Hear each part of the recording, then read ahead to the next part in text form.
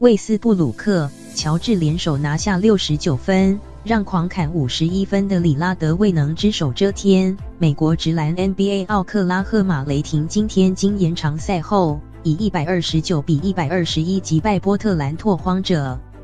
魏斯布鲁克 Russell Westbrook 攻下雷霆最高37分，乔治 Paul George 贡献32分、14篮板、6助攻，让雷霆本季横扫对手，4次对上拓荒者都收下胜利。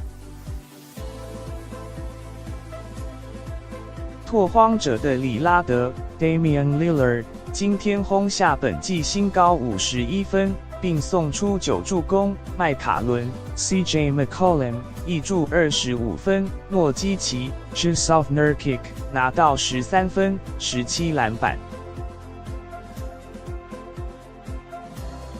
两队今天一路打进延长赛，雷霆拿下的前7分有5分是魏斯布鲁克所得，他砍进一个3分球，还有一次2罚聚中，让球队取得120比117领先。接着乔治2罚中1，魏斯布鲁克快攻上篮得手，让雷霆以123比117拉开领先差距。